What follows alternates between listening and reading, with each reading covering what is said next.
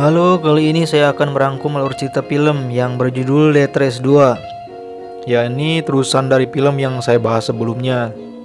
Film ini dirilis pada tahun 2010 akhir. Disutradari oleh Royal Rain. Film ini sebagian besar membahas awal mula diciptakannya sosok Frankenstein, seorang pembalap bertopeng yang merajai penjara Terminal Island. Film ini dibintangi oleh aktor yang bernama Luke Goss, kemudian Lauren Cohan, Sean Bean, dan beberapa artis lainnya. Sebelum kita teruskan, mari kita putar dulu intronya. 1, 2, 3. Mentang-mentang cari duit.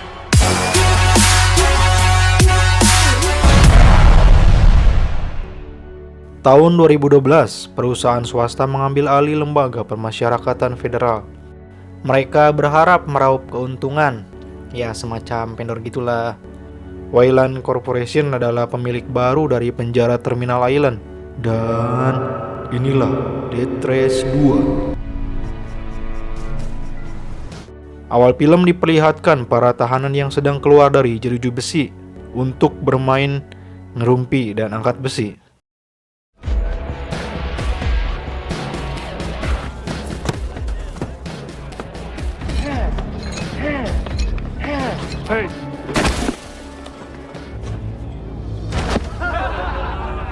Namun bukan penjara namanya ya kalau gak ada pergelutan. Mereka saling tonjok tendang dan pukul.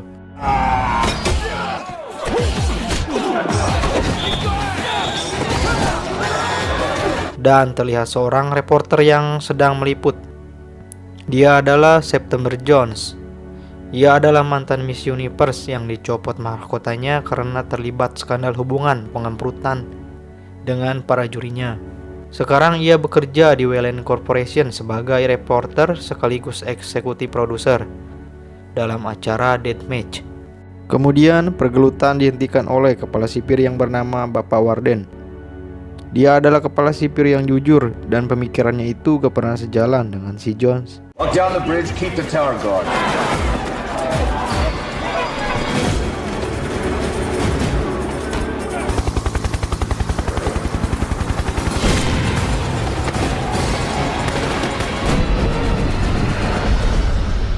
Lalu Sin berpindah ke tempat kediaman mafia spesialis perampokan, yakni Marcus Kane, sebut saja Engkus. Dan anak buah kesayangannya, aktor utama kita, yaitu Carl Lucas, sebut saja Luke ya. Mereka terlihat sedang membahas soal perampokan di sebuah bank. About the bank. It's important to me. I know it is. Namun kali ini perampokan tersebut dipimpin oleh ponakannya Singkus yang bernama Vinny. Vinny brought me this score. My stipulations, done you? What do you think? Tapi Luke ragu dengan si Vinny. Ia takut aksinya itu gagal. Look, he fucks up, Mr. Kane. He answers to me, okay? It's gonna be alright, Luke. Trust me. Kemudian Engkus memberikan mobil Mustang pada Luke untuk dipakai dalam aksi perampokannya itu. I think it's a bit, orange? You don't fucking like it. I just wonder, you think I might stand out in this thing? So, like, hiding in plain sight kind of thing. Precisely. Kemudian Sin berpindah ke perusahaan Wayland Corporation. Terlihat CEO perusahaan yang bernama Wayland. Lalu ada si Jones dan Bapak Warden. Mereka sedang membahas acara Deathmatch yang semakin turun market share-nya. Di sini kita bisa lihat dengan uang bisa menuduhkan pemerintah sekalipun, anjir. Yang terlihat Warden tidak setuju dengan acara Deathmatch. Namun si bos tidak menggubris tanggapannya si Warden dan terlihat menyepelekan si Warden. You calling what happened today entertainment? Lalu si Jones memberikan gagasan yang lebih ekstrim untuk acara Deathmatch ke depannya. Hired of fake violence and fights staged by Vegas have is pure. What exactly do you have in mind? Kemudian Sin berpindah lagi pada si Luke yang sedang beraksi merampok di bank. Mereka pun mulai beraksi dan sampailah di depan bank. Luke mengingatkan Vinny untuk berhati-hati dan ia hanya diberi waktu selama semenit untuk melakukan aksinya. You got 60 seconds. You get in, you get out. No one gets hurt. Luke yang menunggu di dalam mobil tiba-tiba dikejutkan dengan kedatangan polisi. Kemudian Luke menghubungi Vinny untuk membatalkan perampokannya dikarenakan ada polisi. Aboard, get out of there. Jonesy? Namun Vinny yang keras kepala tidak mempedulikannya, lalu polisi itu masuk ke dalam bank tersebut. Dengan kesalnya Luke akhirnya masuk ke bank. Kemudian Luke menghajar kedua polisi tersebut dan berhasil melumpuhkannya.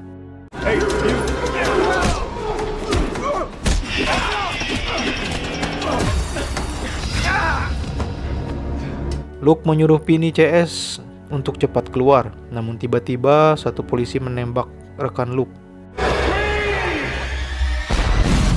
Dan seketika itu dengan refleksnya Luke menembak balik polisi itu sampai modar.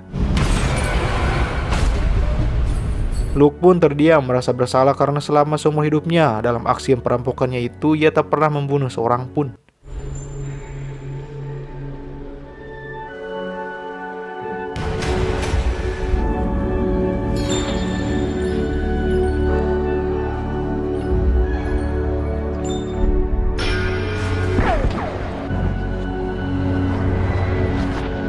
Dan akhirnya mereka berhasil keluar. Dan aksi kejar-kejaran pun dimulai.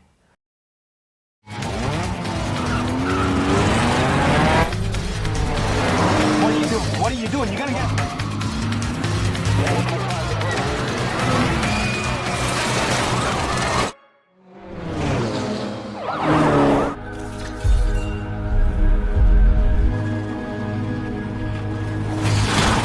Di tengah pengejarannya, Luke yang sangat marah tapi menghargai si engkus dan tak ingin ponakannya tertangkap.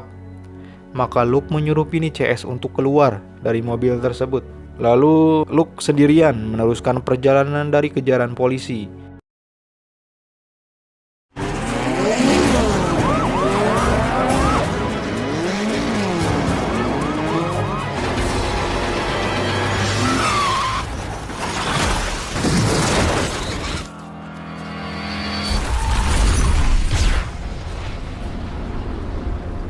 Akhirnya Luke terpojok dan ia berhasil tertangkap. 6 bulan kemudian setelah tertangkapnya Luke, akhirnya ia sampai di Terminal Island. Ia satu mobil dengan seorang tahanan yang bernama Liz. Sebelum dimasukkan ke dalam jeruji, mereka pun dimandikan layaknya seperti motor cross yang habis terabas ke hutan.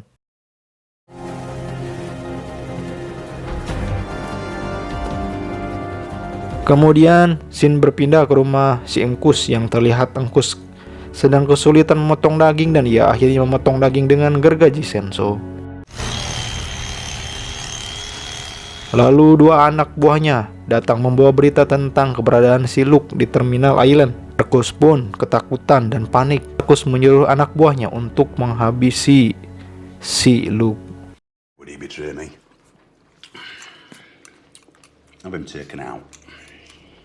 You're joking. It's a shame. Lalu terlihat seorang Luke yang sudah berada di dalam penjara dan akan menyaksikan pertarungan deathmatch ala gladiator. Kemudian ia dihampiri oleh Liz dan ia diberi pemahaman tentang pertarungan tersebut dan siapa saja petarung yang kuat di sana. Petarung akan dicari secara acak. Lalu petarung yang terkuat salah satunya yakni Big Bill. Dia sudah membunuh 19 kali. Lalu ketua triad cabang Amerika yaitu 14K. Dia sudah membunuh 14 kali. Kemudian pertarungan dimulai dengan Xander melawan 14K. In Los Angeles last year, 14K randomly each week. There are two ways to win. Dalam pertarungan deathmatch dijelaskan ada beberapa piringan baja yang harus ditekan untuk mendapatkan senjata dan hanya diberi waktu 10 detik untuk mengaktifasinya. Dan jika salah satunya tidak ada yang mati atau menyerah, maka keduanya akan dibunuh. Dan pertarungan pun dimulai. Awal pertarungan, 14K dibuat kewalahan dengan Sander yang badannya lebih besar. Lalu Sander mendapat senjata yang dibuatnya lebih pede untuk menyerang. Kemudian piringan pun menyala dan 14K menginjaknya. Dan yang terjadi malah tidak berfungsi sehingga 14K tidak mendapatkan senjata. Itu terjadi karena Jones mematikan tombolnya untuk membuat pertarungan menjadi lebih seru dan agar market share meningkat. Sander dengan sengaja menginjak tombol supaya 14K dapat senjata dan mengimbanginya. Tapi hal itu justru membuat Sander tertekan dan keadaan berbalik.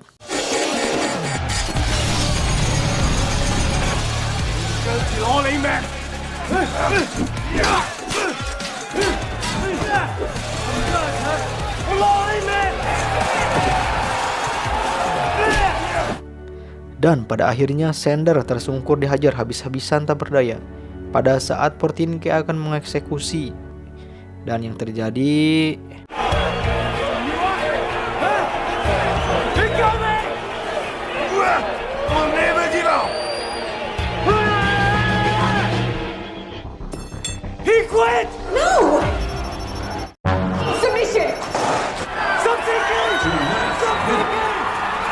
ternyata 14K merasa kesal dengan Jones yang mencuranginya. Maka 14K membalas dengan membuat seolah Sander menyerah. Dan benar saja, Jones pun murka dikarenakan market share yang turun. Setelah pertarungan usai, bos Wayline pun marah dan mendatangi Jones untuk mengklarifikasi mengapa market share bisa turun hingga 20%. Dan Jones pun berusaha merayu si bos, akan tetapi ia dicuekin karena si bos udah kepalang marah. The ratings are down again, this time 20%. Now you better reverse the trend or I'll find someone who can. You sure? Yes, I'm sure. Now you make my motherfucking money. Keesokan harinya, Luke sedang sarapan dan dihampiri oleh dua napi yang bernama Rocco dan Goldberg. Mereka memulai pembicaraan dengan santai yang membuat mereka menjadi berteman. Goldberg, huh? Yeah. What do you like the, Don't tell me we're washing underwear. I don't care what you're into. On your feet, Lucas. One and watch you.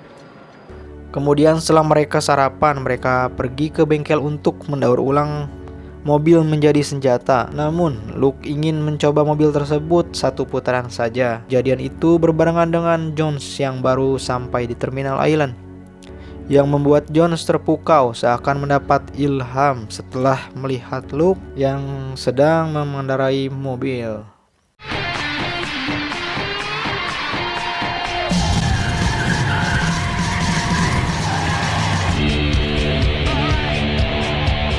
Lalu terlihat para napi yang sedang berjalan antri untuk mandi. Tiba-tiba Big Bill menyerang Luke dan terjadilah kerusuhan.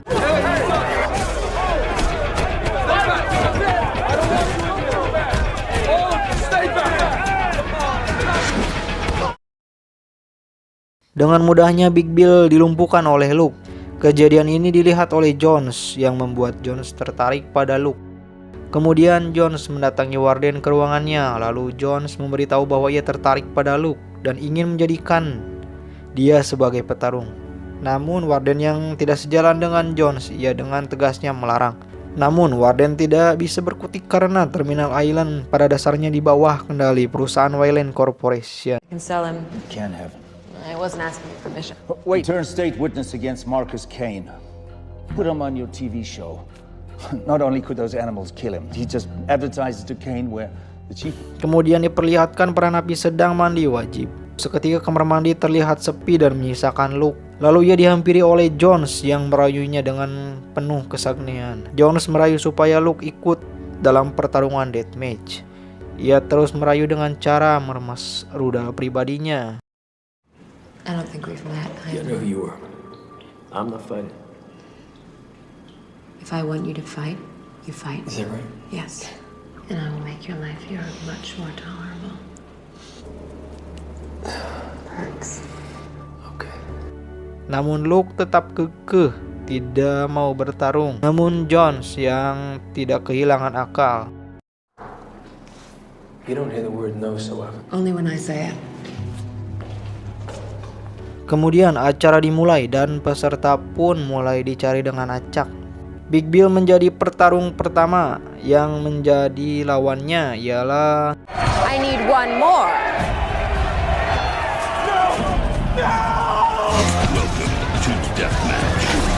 dan yang menjadi lawannya ialah Liz. Ya, John sengaja menjadikan Liz sebagai tumbal supaya Luke mau bertarung. John tahu bahwa Luke tidak tegaan terhadap Liz yang culun. Liz hanya bisa berlari dan menghindar. Pertarungan yang gak seimbang bukan ya? Big Bill habis-habisan menghajar dia.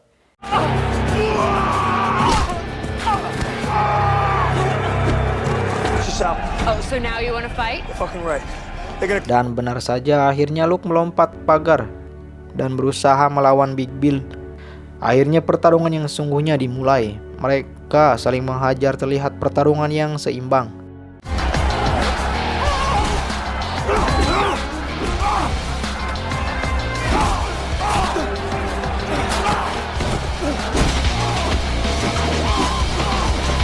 Kemudian tombol senjata mulai terbuka. Bill mendapat senjata berupa semburan api naga kematian.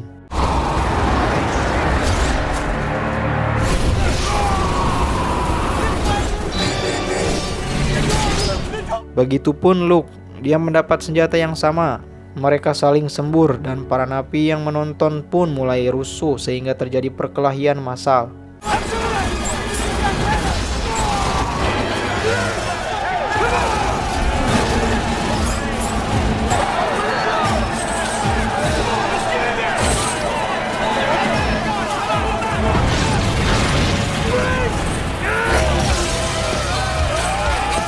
Kerusuhan yang terjadi membuat market share meningkat sehingga Jonas merasa senang. Akan tetapi hal itu tidak sejalan dengan si Warden. Ia menyuruh mematikan siaran. Lalu wanita pengemprut si Ingkus menonton si Luke dan diberitahu kepada si Ingkus bahwa Luke masih hidup. Ingkus pun panik dan marah. Wasn't that Luke?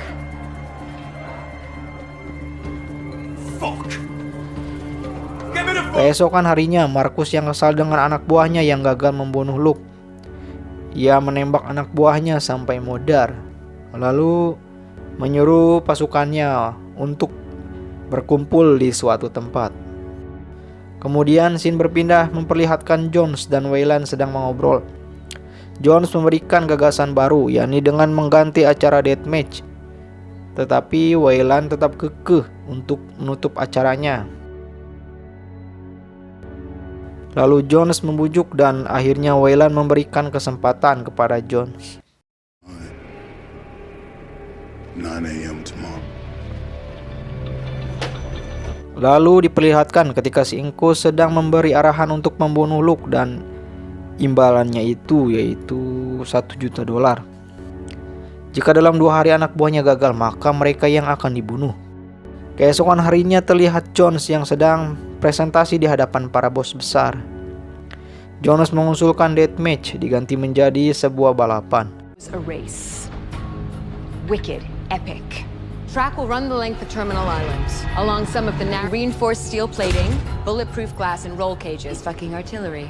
9 cars, 3 days, 20,000 rounds of ammunition. Kemudian tanggapan itu diterima oleh bos Wayland. Bos mengganti hadiahnya menjadi terbebas dari penjara, di mana hal itu akan membuat acara lebih menarik. Dia menjelaskan bahwa harus menangkan 5 kali balapan agar bisa mendapatkan kebebasan. It's more valuable than money. Life is a more valuable prize than money. So if a prisoner wins 5 races, he gets his heaven. Life. Lalu ia menamakannya dengan Death Race. Death Race. Kemudian Death Race yang pertama pun dimulai. Ada 9 mobil yang tersedia. Mereka harus bergelut merebut untuk mendapatkan mobilnya.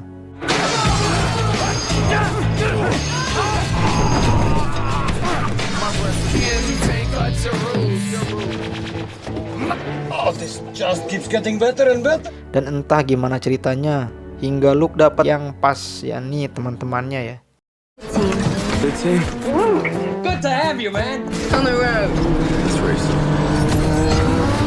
Kemudian terlihat saling senggol antara Sander dengan 14K.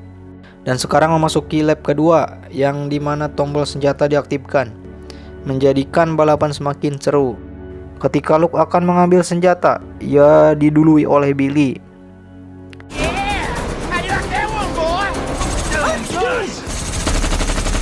Luke ditembaki dari belakang, namun ia menghindar dan mampu membalikan keadaan hingga akhirnya Billy terjungkir dan mobilnya meledak.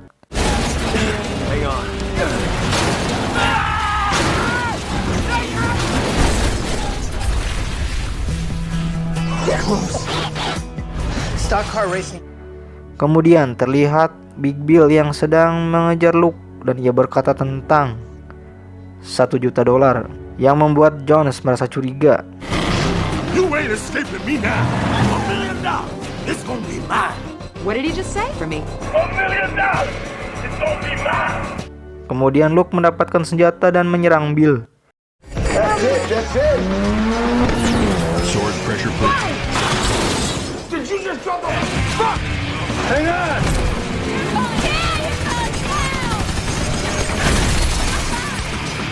Oh, sweet.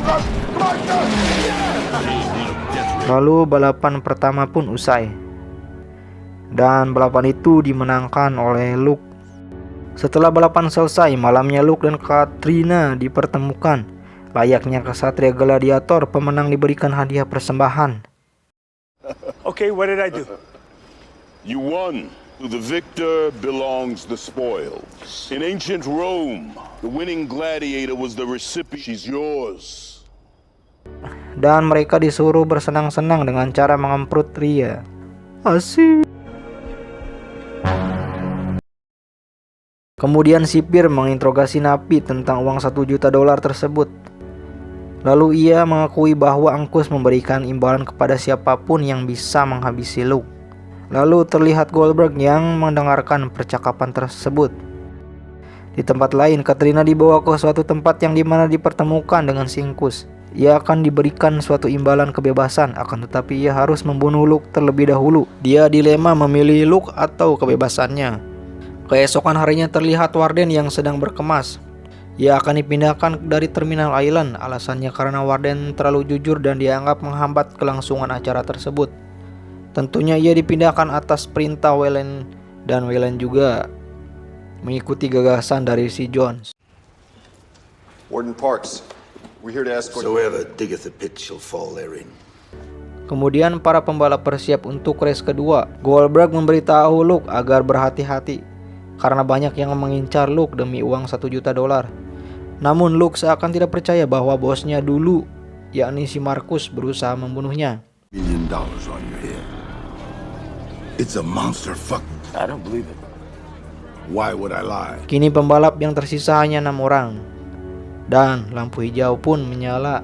Lalu balapan dimulai. Let's race.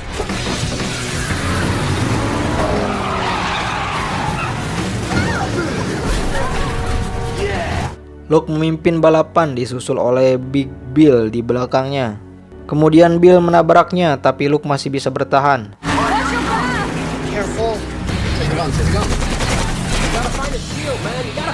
Lalu di garis belakang terlihat Sander sedang melawan 14K. Mobil 14K berhasil terguling, namun Luke menyelamatkan 14K.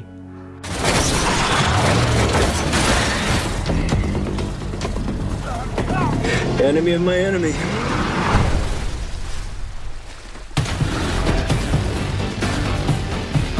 Try us. The only people Marcus would not deal with. Alasannya karena Marcus tidak mungkin berurusan dengan Triad. Oleh karena itu 14K tidak berusaha membunuh Luke. Dan hal ini menjadikan 14K berhutang nyawa kepada Luke.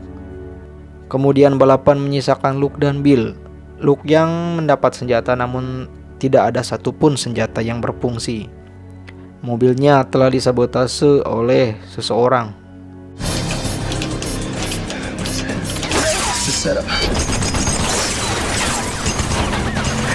Someone had a plague day with this car. I got nothing, no guns, no smoke, nothing. Come on, hit it, you. Luke yang terlanjur cinta kepada Catherine. Ia menyuruh untuk keluar dari mobil. Dan akhirnya ia terkena rudal dan mobilnya terbakar.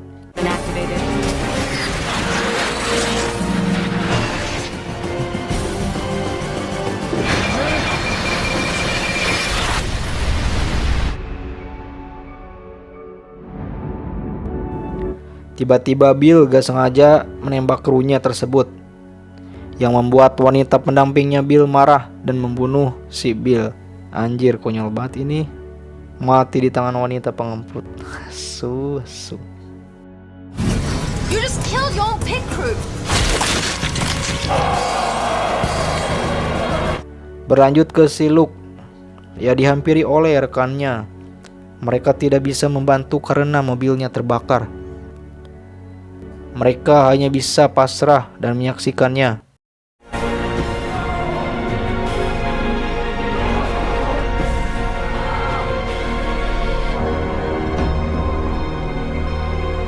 Dan fakta mengejutkan, ternyata orang yang mensabotase mobilnya Luke adalah temannya sendiri, ialah Rocco. You gotta answer for Luke. Lalu Catherine mendatangi 14K. Ia menagih janji dari seorang triad. A life for a life. I know what to do. Kemudian terlihat Luke yang masih hidup dan dibawa ke rumah sakit untuk dioperasi atas luka bakar yang ia alami. Namun Jones ingin memasukkan informasinya bahwa Luke sudah mati. Yeah, well, I can't pronounce a man dead while he's still alive. Lalu scene berpindah di perusahaan Wayland. Jones memberikan informasi seseorang yang akan menghentikan si Warden, yakni si Nessie. Ya, jika kalian menonton film sebelumnya ya pasti tahu siapa dia lah. Ran their maximum security detention center. She's strong, she's smart. I think if I weren't around, she'd tell people the death race was her idea and she'd Kemudian Luke yang masih hidup dan sudah pulih dengan tubuhnya yang penuh luka bakar. Ia diberi pilihan oleh Jones, memilih mati atau menjadi seorang Frankenstein. Luke yang tak punya pilihan akhirnya menyetujui dan akhirnya terciptalah sosok Frankenstein. No more Marcus Kane trying to track you down. You're certainly not Carl Lucas anymore. You don't do it for your life then. You do it for control.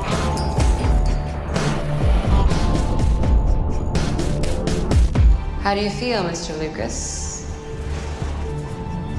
The name is Frankenstein. Lalu balapan terakhir pun dimulai. Terlihat di sana hanya ada Goldberg dan Catherine. Lalu Catherine menanyakan Liz. Where's Liz? Said he had some business to take. Lalu di kediamannya si Ingkus, ia dikepung oleh triad yang membalaskan dendam atas tragedi yang menimpa Luke. Akhirnya Ingkus mati dibunuh triad dan Jones ditabrak Luke. Dan Liz juga sedang ada urusan, ternyata dia balas dendam dan membunuh Rocco.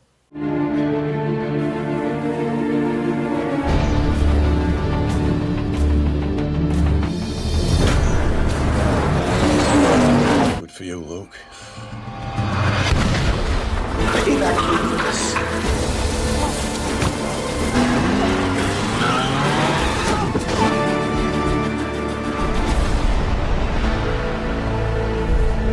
Warden menyaksikan Jones mati, lalu ia sangat senang melihatnya. Yes! The drinks are on me!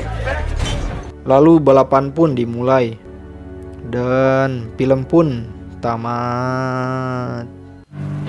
Frankenstein, huh? You got a real name? Yeah, of course I do.